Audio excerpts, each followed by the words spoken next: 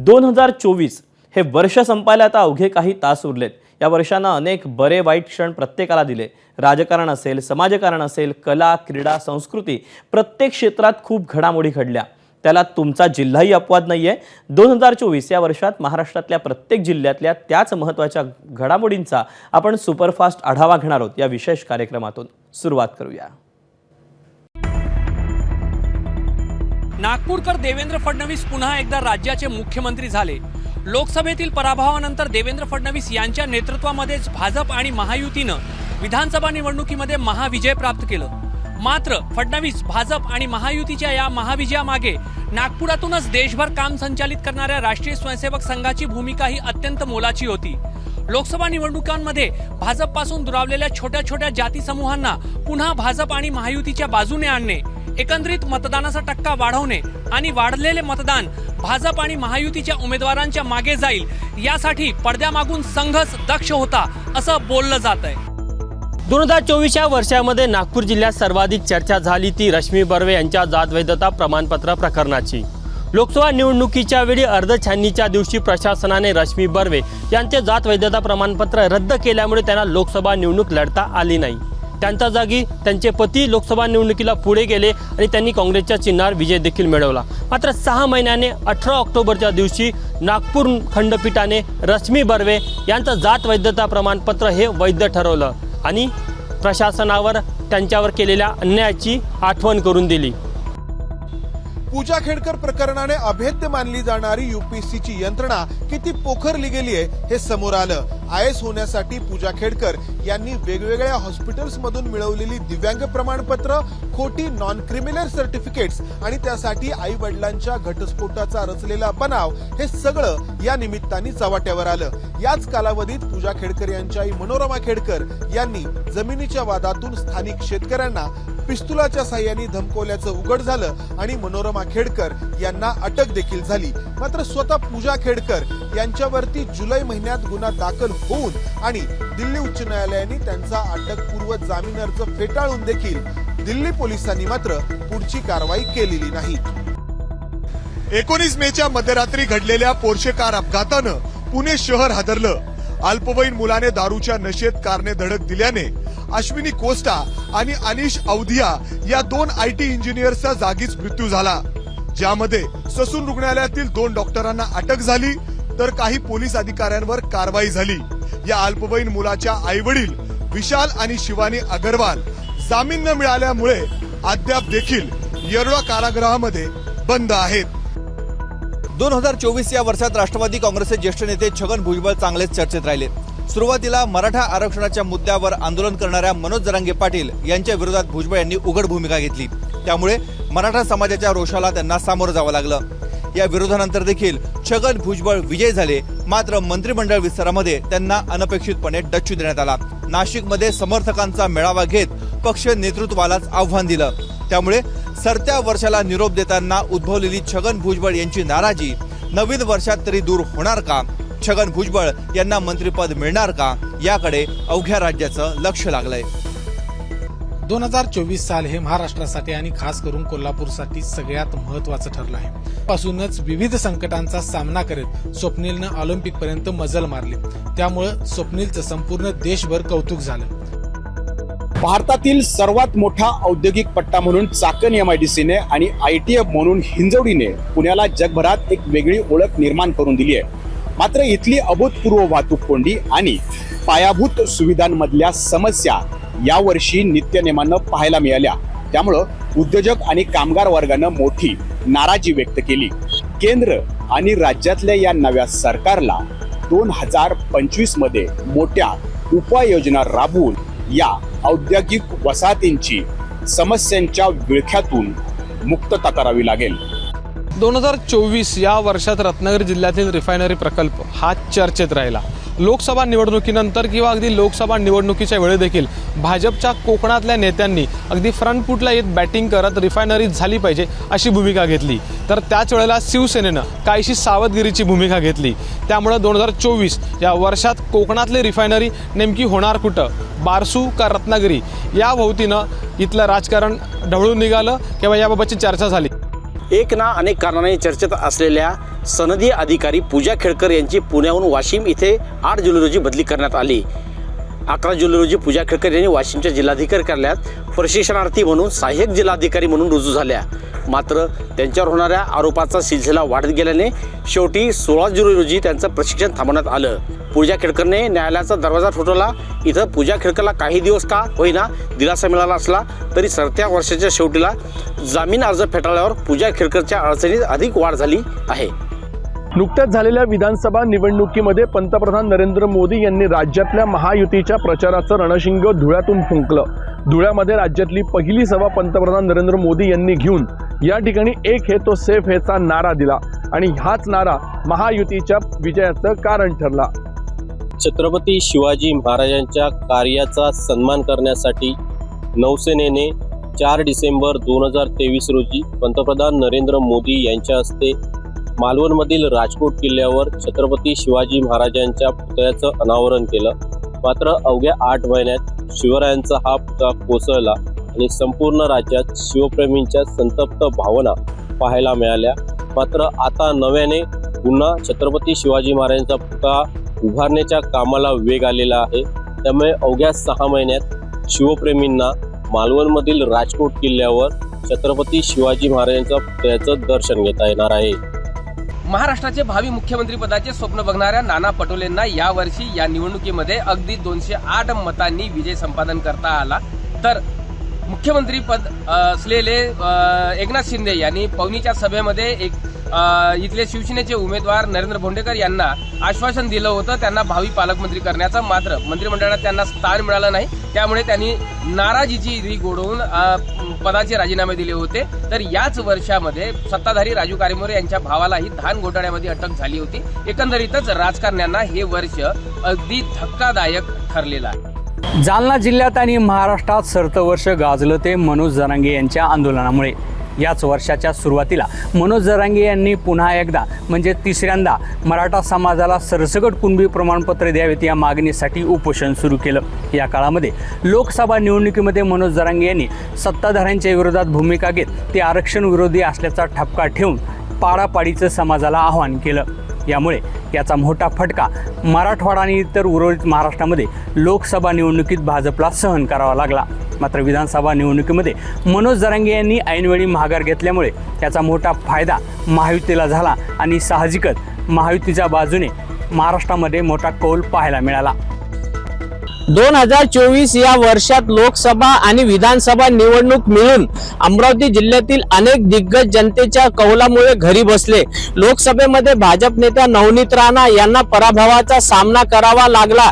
तर विधानसभेत प्रहारचे अध्यक्ष बच्चू कडू, काँग्रेस नेत्या यशोमती ठाकूर यांच्यासारख्या दिग्गजांना 2024 मधील विधानसभा निवडणुकीत पराभव झाला.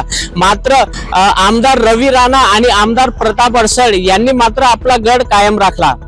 98व्या अखिल भारतीय मराठी साहित्य संमेलनाच्या अध्यक्षपदी लोकसाहित्याच्या अभ्यासक डॉक्टर तारा भावाळकर यांची निवड होणं हा तमाम सांगलीकरांसाठी 2024 या वर्षातला मोठा बहुमान समजला जातोय. 1970 ते 99 पर्यंत सांगलीतील श्रीमती चंपाबाई वालचंद शाह महाविद्यालयात प्राध्यापिका म्हणून कार्यरत राहिलेल्या डॉक्टर तारा भावाळकर यांनी आपलं संपूर्ण आयुष्य लोकसाहित्य आणि लोकसंस्कृतीच्या अभ्यासासाठी खर्ची घातलं. 2024 हे वर्ष अहिल्यानगर जिल्ह्यासाठी खऱ्या अर्थानं ऐतिहासिक वर्ष असं ठरलं. कारण गेल्या 500 वर्षांपासून अहमदनगर नावाने ओळखल्या जाणाऱ्या या जिल्ह्याचं नामांतर होऊन अहिल्यानगर असं करण्यात आलं. खरं तर मे 2023 मध्ये तत्कालीन मुख्यमंत्री एकनाथ शिंदे आणि तत्कालीन उपमुख्यमंत्री देवेंद्र फडणवीस यांनी चौंडी येथे पुण्यश्लोक अहिल्यादेवी होळकर यांच्या 298व्या जयंतीच्या निमित्तानं आयोजित कार्यक्रमामध्ये जिल्ह्याच्या नामांतराची घोषणा केली. मात्र 1 ऑक्टोबर 2024ला केंद्र शासनानं शहराच्या नामांतराला मंजुरी दिली. तर 9 ऑक्टोबर 2024ला राज्य सरकारनं जिल्हा आणि तालुक्याच्या नामांतराला मंजुरी दिली. यावर्षी 29 नोव्हेंबर 2024 हा दिवस गोंदिया जिल्हावासियांसाठी काळा दिवस ठरला. नागपूरकडून गोंदियाकडे येत असलेल्या शिवशाही बसचा गोंदिया जिल्ह्यातील सडक अर्जुनी तालुक्यातील खजरी आणि डव्वा या 2 गावांच्या मधामध्ये भीषण अपघात झाला. या भीषण अपघातामध्ये 11 प्रवाशांना आपला जीव गमवावा लागला. तर 30पेक्षा अधिक प्रवासी यामध्ये जखमी झाले.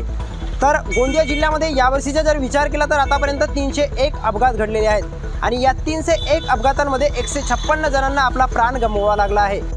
राज्याच्या जलदी सागरी क्षेत्रात पर्यटन वाढीसाठी सिंधुदुर्ग जिल्ह्यातील वेंगुर्लेतील निवतीच्या खोल समुद्रात निवती रॉक येथे पाणबुडी प्रकल्पाला मंजुरी देण्यात आलेली आहे. त्यामुळे लहानांपासून मोठ्यांपर्यंत समुद्राच्या तळाशी असलेले अनोखं विश्व निहाळता येणार आहे. यासाठी वेंगुर्ला बंदर येथे जेटीच्या कामाला सुरुवात देखील झालेली आहे. त्यामुळे आता पर्यटनाला मोठी चालना सिंधुदुर्गात मिळणार आहे. चंद्रपूर जिल्ह्याची सर्वात मोठी राजकीय ओळख म्हणजे भाजप नेते सुधीर मुनगंटीवार. मात्र 2024 या वर्षात सुधीर मुनगंटीवार यांना 2 मोठे राजकीय धक्के बसले. केंद्रामध्ये मोठी जबाबदारी मिळेल या अपेक्षेने सुधीर मुनगंटीवार यांना लोकसभेत उतरवण्यात आलं. मात्र त्यांचा मोठा पराभव झाला. त्यानंतर झालेल्या विधानसभा निवडणुकीत त्यांना पक्षाने तिकीट दिलं आणि सुधीर मुनगंटीवार पुन्हा एकदा 7व्यांदा सलगपणे निवडून आले. साहजिकच सुधीर मुनगंटीवार यांना पुन्हा एकदा मंत्री करण्यात येईल अशी अपेक्षा होती. मात्र अतिशय अनपेक्षितपणे त्यांना मंत्रिमंडळातून वगळण्यात आलं. या दोन्ही घटना जरी सुधीर मुनगंटीवार यांच्या राजकीय आयुष्याशी संबंधित असला तरी त्याचा परिणाम चंद्रपूर जिल्ह्याच्या विकासावर होणार आहे आणि त्यामुळेच ही घडामोड चंद्रपूर जिल्ह्यातील या वर्षीची सर्वात मोठी घडामोड आहे. शेतकरी आत्महत्या म्हणून ओळख असणाऱ्या यवतमाळ जिल्ह्याची वाटचाल आता क्राईम कॅपिटलकडे होत चाललेली आहे. आता यवतमाळ जिल्ह्याचा क्राईम हे सर्वश्रुत असून संपूर्ण राज्यात नावारूपास येत आहेत. हत्येसारख्या गंभीर घटना ह्या 56 घडलेल्या आहेत, तर बलात्कारासारख्या ह्या घटना 155 घडलेल्या आहेत. खुनाचा प्रयत्न ह्या 77 घटना झालेल्या आहेत, तर जबरी चोरी आणि घरफोडी ह्या जवळपास 150च्या वर गेल्या आहेत, तर चोरी या घटना हजारापर्यंत पोहोचलेल्या आहेत. एकंदरीत सामाजिक स्वास्थ्य कुठेतरी बिघडत चाललेले आहेत. यवतमाळ जिल्ह्यात जर पाहिलं तर MD ड्रग्ज, गांजा, गोवंश तस्करी ह्या घटनांसुद्धा आळा घालणे एक गरजेचे होऊन ठेवले आहे आणि त्यामुळेच गुन्हेगारीत वाढ चाललेली आहे. सोबतच रेती जे उत्खनन जे होत आहे ते चोरट्या मार्गाने वाहतूक होत आहेत आणि त्या चोरीवर याच्यातून गुन्हेगारीत मोठ्या प्रमाणात वाढ होत आहेत. एकंदरीत जर पाहिलं तर या घटनांवर अंकुश ठेवण्यासाठी पोलीस प्रशासनाने कुठेतरी पावले उचलण्याची गरज येऊन ठेवली आहे. मागील वर्ष हे जळगावच्या सुवर्णनगरीमध्ये ग्राहक आणि व्यावसायिकांसाठी फायदेशीर असल्याचं आपल्याला पाहायला मिळालेलं होतं. 1 जानेवारी 23 रोजी 63,000 रुपये सोन्याचे दर होते, तर 24 अखेरमध्ये तेच दर 77,000 रुपयांवरती जाऊन पोहोचल्याचं आपल्याला पाहायला मिळतंय. जवळजवळ 22% सोन्याच्या दरामध्ये वाढ झालेली आहे आणि त्यामुळे सोन्याच्या ग्राहकीमध्ये देखील वाढ झाल्याचं पाहायला मिळतंय. सोन्याच्या दरानं कधी नव्हे तो 80,000चा टप्पा देखील या 24व्या वर्षामध्ये पार केलेला आहे आणि हाच खरं तर या सुवर्णनगरीमध्ये 24च्या वर्षातला एक वैशिष्ट्यपूर्ण क्षण आहे असं आपल्याला म्हणता येईल. बुलढाणा जिल्ह्यातील शेतकऱ्यांसाठी महत्त्वाकांक्षी असलेला आणि गेल्या 26 वर्षापासून प्रलंबित असलेला जिगाव प्रकल्प यंदा 95% पूर्ण झाला आहे. 2024 साली या प्रकल्पाने महत्त्वाचा टप्पा ओलांडला असून यावर्षी या प्रकल्पात 30 दशलक्ष घनमीटर पाणी अडवण्यात आलं आणि ऊर्ध्व सिंचन पद्धतीने या पाण्याची यशस्वी चाचणीसुद्धा घेण्यात आली. या जिगाव प्रकल्पामुळे या परिसरातील 1,30,000 हेक्टर जमीन ओलिताखाली येणार आणि त्यामुळे शेतकऱ्यांसाठी महत्त्वाकांक्षी असलेला हा प्रकल्प 2024 साली आता पूर्णत्वास जात आहे आणि त्यामुळे या परिसरातील शेतकऱ्यांच्या आशाही पल्लवित झालेल्या आहेत. काँग्रेसच्या जळणघळणीत वर्धा जिल्ह्याचं विशेष महत्त्व आहे. वर्ध्यातूनच काँग्रेस देशभर पसरली, पण लोकसभा निवडणुकीत मात्र काँग्रेसचा उमेदवार वर्ध्यात रिंगणात नव्हता. काँग्रेसची जी जागा आहे ही काँग्रेसची जागा लोकसभा निवडणुकीमध्ये राष्ट्रवादी काँग्रेसला देण्यात आली आणि तेव्हापासूनच राष्ट्रवादी काँग्रेसच्या माध्यमातून या वर्धा जिल्ह्यात काँग्रेस मुक्तीला सुरुवात झाली. लोकसभा निवडणुकीत काँग्रेसने उमेदवार न दिल्याने राष्ट्रवादी काँग्रेसचा खासदार या ठिकाणी निवडून आला. त्यानंतर लागल्या विधानसभा निवडणुका आणि विधानसभा निवडणुकीत सुद्धा तेच घडलं. विधानसभा निवडणुकीत काँग्रेसच्या 4ही ठिकाणी दारुण पराभव झाला.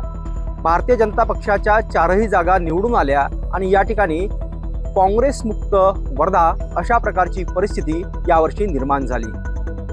वर्ष 2024 मध्ये अकोला जिल्ह्यातील सर्वाधिक गाजलेली राजकीय घटना म्हणजे आमदार अमोल मिटकरी यांच्या गाडीवर मनसेच्या कार्यकर्त्यांनी केलेला हल्ला. 28 जुलै रोजी मनसे प्रमुख राज ठाकरेंनी अजित पवारांवर टीका केली. 29 जुलैला अमोल मिटकरी यांनी त्याला प्रत्युत्तर देताना मनसे प्रमुख राज ठाकरे यांचा उल्लेख खंडणी असा केला आणि 30 तारखेला अकोल्याच्या विश्रामगृहावर याचाच बदला घेण्यासाठी मनसेच्या कार्यकर्त्यांनी आमदार अमोल मिटकरी यांच्या गाडीवर हल्ला केला. या प्रकरणी मनसेच्या जवळपास 25 कार्यकर्त्यांवर गुन्हे दाखल करण्यात आले आणि याच दिवशी म्हणजे 30 जुलै रोजी मनसे कार्यकर्ते जय मालोकार यांचा हृदयविकाराने मृत्यू झाला. या प्रकरणाचा ताण आल्यामुळे जय मालुकाऱ्याचा मृत्यू झाल्याचा दावा जो आहे तो मनसेच्या वतीने करण्यात आला होता आणि यावरूनच राष्ट्रवादी काँग्रेस आणि मनसेमध्ये कलगीतुरा रंगला होता. या प्रकरणानंतर मनसे नेते अमित ठाकरे आणि राज ठाकरे यांनी मनसेचे कार्यकर्ते जय मालुकाऱ्यांच्या कुटुंबियांची भेट घेतली आणि या संपूर्ण प्रकरणानंतर जय मालुकाऱ्यांच्या मृत्यूवर अनेक शंका उपस्थित करण्यात आल्या होत्या. या संपूर्ण प्रकरणामुळे अकोल्यासह राज्याचं राजकारण चांगलं ढळून निघालं होतं. या प्रकरणात अनेक कार्यकर्ते फरार झाल्यानंतर त्यांना पोलीस त्यांची अटक करत नसल्याचा गंभीर आरोप आमदार अमोल मिटकरी यांनी केला होता. 2024व्या वर्षामध्ये किल्ले रायगडावर 351वा शिवराज्याभिषेक सोहळा मोठ्या दिमागदार शैलीत पार पडला. स्वराज्याची राजधानी असलेल्या दुर्गराज रायगडावर शासकीय पद्धतीनं हा शिवराज्याभिषेक सोहळा पार पडला आणि याच शिवराज्याभिषेक सोहळ्याला लाखोंच्या संख्येनं शिवभक्त किल्ले रायगडावर उपस्थित होते. आपण जर बघितलात तर ऐतिहासिक स्वरूपातले तलवारबाजी असेल, नेमबाजी असेल, अशा वेगवेगळ्या मर्दानी खेळांचे प्रात्यक्षिक देखील मोठ्या संख्येनं या किल्ले रायगडावर भरवण्यात आली होती आणि हेच खेळ पाहण्यासाठी देखील अनेक शिवभक्त आहेत ते होळीच्या मालावर उपस्थित होते. आपण जर बघितलात तर याच शिवराज्याभिषेक सोहळ्याला यंदा 351 वर्ष पूर्ण होत आहेत आणि त्याच 351व्या वर्षामध्ये मोठ्या पद्धतीनं आणि सजावट आकर्षित अशा स्वरूपात हा शिवराज्याभिषेक सोहळा आहे तो दुर्गराज रायगडावर पार पडला. एबीपी माझा, उघडा डोळे बघा नीट.